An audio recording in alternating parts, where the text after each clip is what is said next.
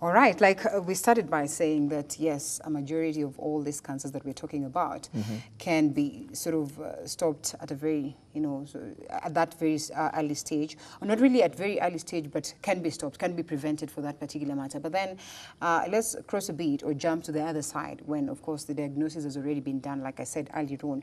Then it's important that we also know how we can deal with such individuals. Well, aside from the question of stigma which is being dealt with, of course, pretty much, and everyone is putting themselves and their energy towards ensuring that that is aved away. There's the aspect of balancing and the nutrients that we eat and all that, so that at the end of the day, we can sort of have some individuals being declared cancer-free upon diagnosis or after diagnosis, after going the chemos and the therapies all through. And we probably just reduce the deaths that come on board with this. And we've seen sort of key figures, the likes of Beth Mogo, saying that, hers has been a question of how she's dieted, that she's been able to sort of swim all this while. So we come to the aspect of this nutrition and the people who've been diagnosed with cancer as it stands. So the cancer patients themselves, what are some of the things that they're supposed to eat? What are some of the meals that they're supposed to eat? How do they get to balance their nutrition so that moving forward they're able to sort of swim on? So cancer by itself will have nutritional effects, and then on top of the cancer, the treatments that we use for cancer, be it surgery, be it chemo, radio, may also have other negative effects on someone's nutritional status. In fact, they've been said that they cause malnutrition at some point. Yes, they do. So for a cancer patient, we are looking at other things specific to them. Most of them will have what we call anemia, so they need foods that are rich in iron to help them to boost blood, if I may use that word. Then there are people who will have lost weight, so we also need to put them on foods that help them increase weight, so a high protein diet. And then, of course, they need a lot of energy. Right. So carbohydrates will also be needed in a bit more quantities for these people. But then generally the focus will still be that the good, whatever we call the healthy diet, even for the person without cancer, still remains the healthy diet for the person with cancer. All right. So when we talk about foods that people should either avoid completely or reduce, the high-calorie foods, the junk foods, as we call them, that still remains true even for the cancer patient.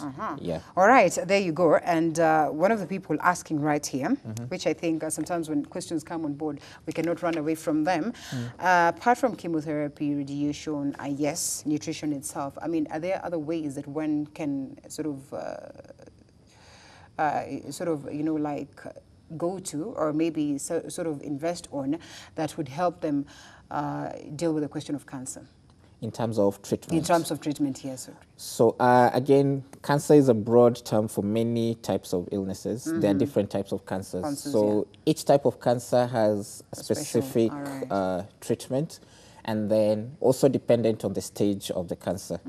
So usually, of course, the three main things that we use for treatment of cancer is surgery, chemotherapy, radiotherapy. And then there are other treatment options. There are things we call targeted therapy. And then there's also some literature on some nutritions that people advise. For example, there are people who say if you follow a vegan or vegetarian diet, it may help in cure. Unfortunately for that, there is no evidence to show that it's actually a treatment option, a viable treatment option. Yes, there are benefits of being vegan or vegetarian in terms of health, but then in terms of specific treatment for cancer, maybe there's not so much evidence that it actually treats. There are people who talk of diets like ketogenic diets and many other diet options. So these are options that are there, and maybe even if you Googled around, you'll get them, but then unfortunately, we don't have evidence as at this moment to show that if you follow this strict line of diet, it will cure your cancer. Yep. All right.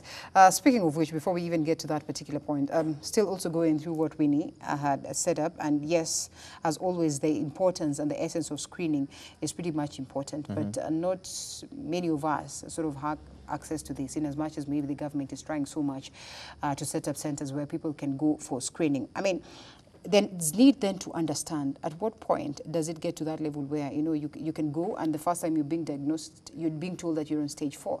And you ask yourself, why? I mean, what was there in between here that I was not able to even sort of guess that there was something wrong with me, that it has gone and escalated to that point where it has gone to stage 4. And, you know, sort of surpassed all these other, or maybe, you know, sort of you've been through all these stages, yet you've never realized that there's something wrong with you.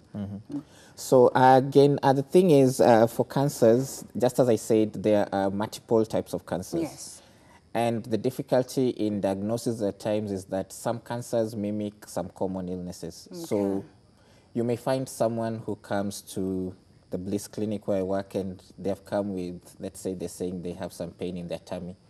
And pain in the tummy can be caused by a whole lot of other things. So the doctor who's seeing them for the first time, he just, because common things occur commonly, we'll just treat them as a common disease. But then this patient may visit other hospitals and still be treated as if it's a common thing, only for it to be discovered 3-5 years later that it was actually cancer, or perhaps headache or something like that. So that is part of the reason why many patients find themselves diagnosed late, because a lot of cancers do not come with very specific symptoms. They come with symptoms that look like many other things. But that aside, again, there are cancers that are very aggressive, that even if it were diagnosed very early, within a very short time, it has already spread rapidly. Okay. So some of those cancers, perhaps like pancreatic cancer, some liver cancers, they are that type of cancer. So even if it were diagnosed early, the time between diagnosis and the time it spreads is very short. So for such people, again, you may find that you find them at the later stages. Then for many other cancers, there are no screening methods, again, unfortunately. So we can't even screen it earlier. And luckily, again, for a few cancers, we have screening methods. So one of them, like I mentioned, was cervical cancer, where we can actually screen you. And the good thing with cervical cancer is it takes a long time to develop, so it is easy to be caught early if you're regularly being screened. And again, the also good thing with it is that if it's caught early and treated, the outcome is good. You can actually live like the normal lifespan. So given the varied spectrum of different cancer types, we find that sometimes you miss the diagnosis because you're treating it like something else. Sometimes it's an aggressive one. By the time you catch it, it has already spread. But for a few of them, you can actually screen early and treat it early. But then the other thing I'll also mention is if you have symptoms that are recurrent or are constant and you're always being given the same treatment, probably you may also, as the patient, also want to initiate or rather introduce in the mind of your doctor that probably this is not what you think. Could you just look for something else? Because one of the common things you may find, like they said, tummy pain could be stomach cancer. Or even headache, chronic headache. Sometimes it's a cancer within the skull. So if you're having a headache every other time you're being treated with the same paracetamol for 3-5 years, 10 years, maybe you could want to initiate that conversation from your patient side also and tell the doctor that maybe look in this other direction. Could it be something else that we are looking?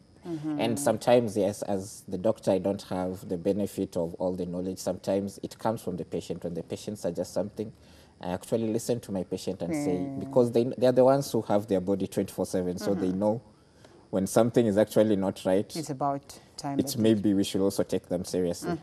And speaking of symptoms, sometimes there are others that are not even painful. You know, like you just find a lump growing somewhere, in part of your bodies, and you probably just look at it as though it's something that is just going to ebb away with time, only to realize that it does not. And you talked about screening, which is very important, which is actually the talk of the town today. Like every other time you're told, you know what, go out there and screen. Why do you suppose then that there's been that slow reception of the same? That yes, in as much as you're told that screening is free, in as much as you're told that yes, the next center you go to, you'll get free screening. People rarely do that. What could be informing this? Ignorance or just what exactly? Maybe I don't have one answer for it, but I would think perhaps part of it is human behavior. Most of the time, we do not want to go to hospital unless it is necessary, unless you have pain or bleeding. So you may just have a swelling, and because it's not bothering you, you continue with it. So that perhaps contributes to it. Another thing will be the lack of resources, because in some places you may actually find that you don't have a hospital that has the screening capacity. And so even if you wanted to be screened, you may not find this person to screen you or the equipment to screen you. And then some people just have the lack of knowledge. They do not know that actually some things can be screened for. But by and large, I think it's the reluctance on many of us to want to seek healthcare. So many times when a patient comes to the clinic, in my clinic, you see the thing that they will come with is when it is a bother to them. It is now causing pain. It is now perhaps smelly or it's bleeding. But before that, they were just okay. It was a swelling, nothing much. We can live with it. All right. Well, of course, I hope that we all take note of some of these things. It's important that, yes, if you're able to access, screening services, proceed and do that, because it will come in handy to sort of help you. Though also there's that aspect where we all sort of feel like, it's become a money minting affair in the country, so that, there's always fear of the unknown. What if I go for screening and somebody who seeks to mint money from me just decides to tell me that, yes, you have it and all that? I mean, this fear that is instilled in it. And how then best can we address that aspect of saying that, yes, much as it's something that is a cause for alarm and should be looked into, then we should also avoid that aspect of where it becomes a money minting affair. Unfortunately, in the society as it is, yes, there are people who would want to take advantage of even the vulnerable, sick people. But then again, what I will say is you'd rather take the risk of knowing that something is wrong and correcting it early than avoiding it altogether because just because you fear that you might be.